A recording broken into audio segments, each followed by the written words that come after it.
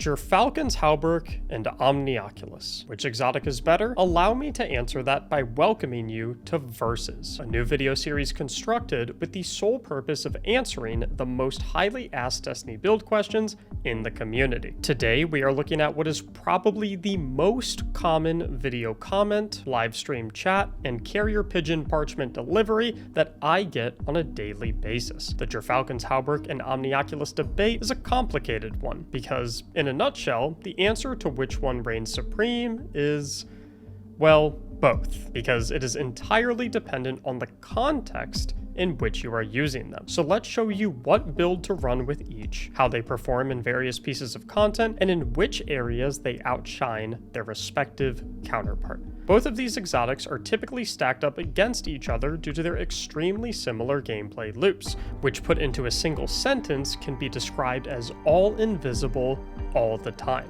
But let's take a deep dive look at each of them individually. We'll begin with the volatile monster itself in Falcon's Hauberk, the typical build of which I'll throw on screen right now for you to take a screenshot of for later. And while I leave this up for you to screenshot, I'd appreciate it if you'd also consider hitting those like and subscribe buttons down below if you're feeling fancy. The Falcon's Hauberk achieves its infinite invisibility through the well-known positive feedback loop of exiting invisibility to acquire volatile rounds through Falcons, killing an enemy with those volatile rounds to go back into invisibility through the stylish executioner aspect, and then repeating the loop again and again. This is without a doubt one of the strongest pairings in enemy-dense content where enemy killing sprees are quite common, granting you not only infinite invisibility, but also an incredibly strong weapon buff to take your offensive capabilities to the max. Because volatile rounds do a whole lot more than just detonate packs of squishy enemies in spectacular area of effect fashion, given that they also increase your damage towards tankier targets like bosses and champions as well, thanks to the constant volatile debuff procs to weave in a ton of extra damage. Essentially, in any activity where enemy kills come quite easily and offense is your primary goal, Falcons excels and takes its rightful place on the throne as the best Void Hunter exotic in Destiny. But that wording is very, very, very important, because what happens to the Falcon's Hauberk in activities where rather than offense and damage, your priorities lay in defense and survivability? Activities unlike raids and dungeons, where enemies are made of tissue paper and you are granted an infinite amount of tries with little to no consequent on wipes. What happens instead when you venture into activities like Grandmaster Nightfalls and solo flawless dungeons? Activities where enemies have health pools the size of planets and where a single death can have you packing your bags back to orbit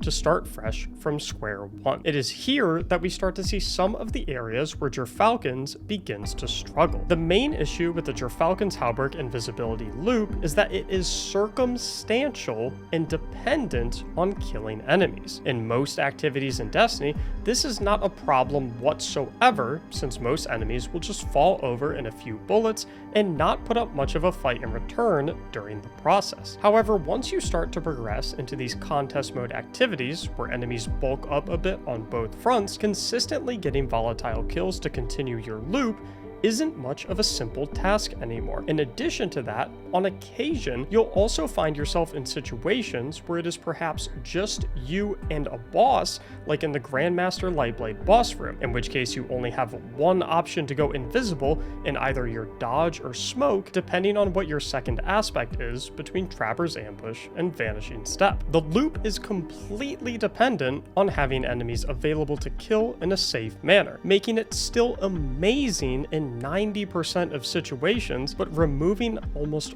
all of its effectiveness in that remaining 10. In addition to that, whilst Falcons is exceptional at keeping the wielder constantly invisible, it doesn't provide many invisibility benefits at all to the rest of your team, giving you only one smoke bomb's worth of team invis support if you are running Trapper's Ambush. So whilst you are invisible and safe as can be, your teammates are left to the theoretical wolves, soaking all all of the aggro that you are dropping off. The final note of the Gerfalcon's Halberd is that you must use void weapons for the exotic to work properly, which isn't a huge issue considering that there is a vast variety of exceptional void weapons in the game. However, the loadout constraint is something of note, especially when considering things like activities with non-void elemental surge modifiers for 25% bonus weapon damage buffs. But how does all of this contrast with the illustrious Omnioculus exotic chess piece, also hailed for its infinite invisibility and nearly unkillable gameplay loops? Just like before with the Gerfalcons, I'll throw up the gold standard Omnioculus build up on your screen so you can grab a quick screenshot to use for later. Seems like a good time to once again mention that we would love to have you join the channel as a subscriber if you're enjoying the video so far. As we said before, the Gerfalcon's Halberd is the undeniable king of on-level content where offensive playstyles are the most efficient and effective way to walk away with a victory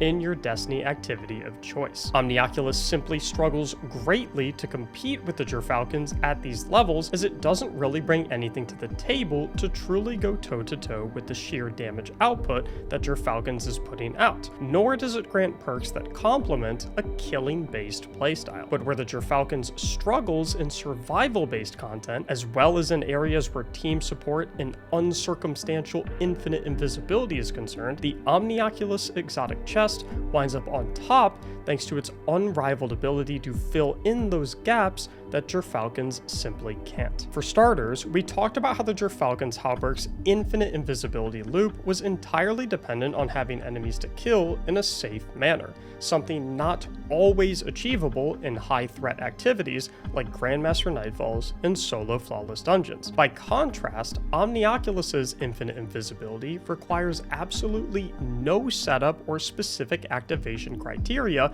to be executed to perfection. And given that you have 2 smoke bombs and a dodge that will make you invisible at any given time, you'll be hard pressed to find a situation where you don't have an invisibility cooldown at your disposal. This fact alone puts it head and shoulders above the Gerfalcon's Halberd as far as survivability is concerned, as whilst you have to actively put yourself in danger by fighting enemies to constantly remain safe with the Gerfalcons, Omnioculus enables a gameplay loop that makes death quite literally impossible if executed correctly. In addition to that, unlike Gerfalcons, Omnioculus shines bright in team play situations, not only enabling you to make your allies invisible with 2 charges of AoE invisible smoke bombs, but actually encouraging you to do so by refunding you half of a melee charge for every ally that you make invisible. The result is that whilst you leave your teammates to soak all of the aggro on Gerfalcons, a caring and experienced Omnioculus player